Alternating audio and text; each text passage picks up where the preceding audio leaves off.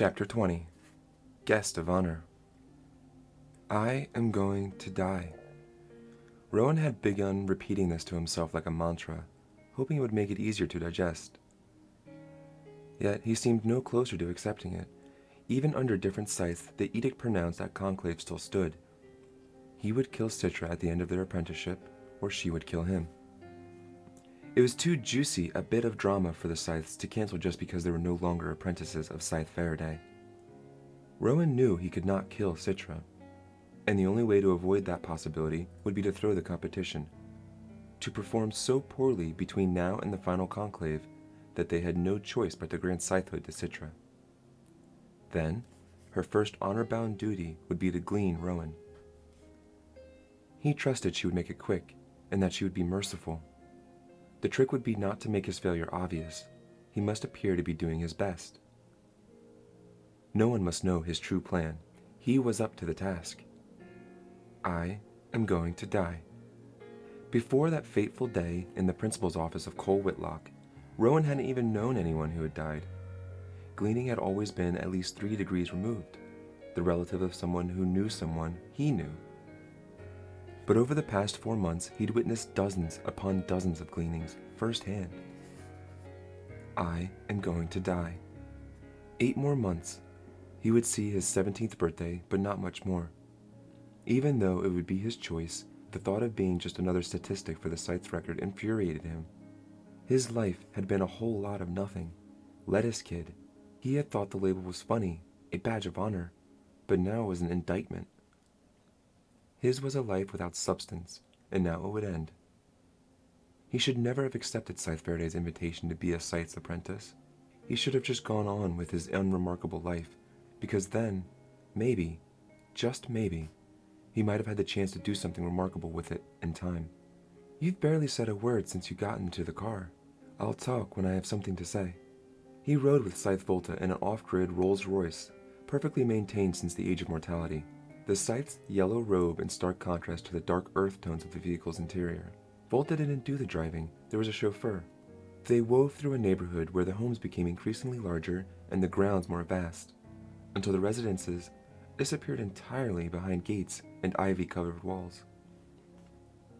Volta, one of Goddard's disciples, had golden citrine gems embedded in his yellow robe. He was clearly a junior Scythe, just a few years out of apprenticeship. In his early 20s perhaps, still an age where numbering 1 years felt important. His features and skin tone had an Afric leaning, which made the yellow of his garment seem even brighter. So, is there a reason why you chose your robes to be the color of piss? Volta laughed. I think you'll fit in just fine. Scythe Goddard likes those close to him to be as sharp as his blades. Why do you follow him? The honest question seemed to bother him more than a urinary barb. Volta became the tiniest bit defensive. Scythe Goddard is a visionary. He sees our future. I'm much more interested in being part of the Scythedom's future than its past. Rowan turned back to the window. The day was bright, but the tinted windows dimmed it, as if they were in the midst of a partial eclipse. You glean people by the hundreds. Is that the future you mean? We have the same quota as all other Scythes, was all Volta said on the matter. Rowan turned back to look at Volta, who now seemed to have trouble keeping eye contact. Who did you train under? Rowan asked. Scythe Neru. Rowan seemed to recall Scythe Faraday chatting with Scythe Neru during conclaves. They appeared to be on good terms. How does he feel about you hanging around with Goddard? To you, he's honorable, Scythe Goddard, Volta said, a bit indignant. And I couldn't care less how Scythe Neru feels. Old guard Scythes have obsolete ideas. They're too set in their ways to see the wisdom of change. He spoke of the change as if it were a tangible thing. A thing, by its very weight, could make a person strong simply by pushing it. They stopped at a pair of wrought iron gates which slowly swung open to admit them. Here we are, said Volta. A quarter-mile driveway ended at a palatal estate. A servant greeted them and led them into the mansion. Rowan was immediately assaulted by loud dance music. There were people everywhere, reveling as if it were New Year's Eve. The whole estate seemed to undulate in the throes of relentless beat, people laughing, drinking, and laughing some more. Some of the guests were Scythes, and not just Goddard's obvious disciples, other Scythes as well. There were also some minor celebrities. The rest seemed to be beautiful people who were probably professional party guests. His friend Tiger aspired to be one of those. A lot of kids said that, but Tiger really meant it. The servant led them out back to a huge pool that seemed more suited to a resort than a home. There were waterfalls, and a swim-up bar, and more beautiful people happily bobbing. Scythe Goddard was in a cabana beyond the deep end, its front open to the festivities before him. He was attended by more than one fawning bimbotech. He wore his signature royal blue robe, but as Rowan got closer, he could see it was a sheerer variation than the one he had worn at Conclave, his leisure robe. Rowan wondered if the man had a diamond-studded bathing suit in his wardrobe as well. "Rowan Damish," said Scythe Goddard as they approached. He told a servant passing with a tray of drinks to give Rowan a glass of champagne. When Rowan didn't take it, Scythe Volta grabbed one and put it in Rowan's hand before disappearing into the throng, leaving Rowan to fend for himself. "Please, enjoy," said Goddard. "I serve only Dom Perignon." Rowan took a sip, wondering if an underage Scythe apprentice could get marked down for drinking. Then he remembered that such rules didn't apply to him anymore, so he took another sip. "I arranged this little bacchanal in your honor," the Scythe said, gesturing to the party around them. "What do you mean, in my honor?" "Exactly that. This is your party. Do you like it?" The surreal display of excess was even more intoxicating than the champagne. But did he like it? Mostly he just felt weird, and weirder still to know that he was the guest of honor. "I don't know. I've never had a party before," Rowan told him. It was true. His parents had seen so many birthdays by the time Rowan was born, they had stopped celebrating them. He was lucky if they even remembered to get him a gift. Rowan had to remind himself that this man with the perfect smile, secreting charisma instead of sweat, was the man who had manipulated him and Citra into mortal competition. But it was hard not to be dazzled by his style. And as distasteful as all this spectacle was, it was still made his adrenaline flow. The Scythe patted the seat beside him for Rowan to sit, and Rowan took his place at the Scythe's right hand. "Doesn't the 8th commandment say that a Scythe can't own anything but his robe, ring, and journal?" "Correct," said Scythe Goddard brightly, "and I own none of this. This food is donated by generous benefactors, the guests are here by choice, and this fine estate has been graciously loaned to me for as long as I choose to grace its halls." Upon the mention of the estate, a man cleaning the pool looked up at them for a moment before returning to his labors. "You should reread the commandments," Scythe Goddard said. "You'll find that nothing in them demands that Scythes shun the creature comforts that make life worth living." The bleak interpretation by old guard Scythes is a relic from another time. Rowan didn't offer any further opinion on the subject. It was Scythe Faraday's humble and serious, old guard nature that had made an impression on Rowan. Had he been approached by Scythe Goddard with enticements of rock star glamour in exchange for taking of lives, he would have declined. But Faraday was dead, and Rowan was here, looking out on strangers that were here for his benefit. "If it's my party, shouldn't it have people I know?" "A Scythe is a friend to the world. Open your arms and embrace it."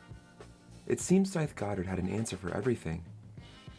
"Your life is about to change, Rowan Damish," he said, waving his arm to indicate the pool and the partiers and the servants and the elaborate spread of food just past the shallow end that kept being replenished. In fact, it already has. Among the party guests was a girl who seemed markedly out of place.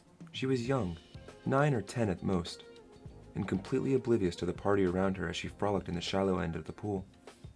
"It looks like one of your guests brought their kid to the party," Rowan commented. "That," said Goddard, "is Esme, and you would be wise to treat her well. She is the most important person you will meet today." "How so?" "That chubby little girl is the key to the future, so you'd better hope she likes you." Rowan would have continued picking at Goddard's enigmatic responses, but his attention was grabbed by a beautiful party girl approaching in a bikini that seemed almost painted on. Rowan realized a moment too late that he was staring. She grinned, and he blushed, looking away. "Ariadne, would you be so kind as to give my apprentice a massage?" "Yes, Your Honor," said the girl. Maybe later," Rowan said. "Nonsense," said the Scythe. "You need to loosen up, and Ariadne has magical hands skilled in Swedish technique. Your body will thank you." She took Rowan by the hand and that killed any resistance. He rose and let himself be led away.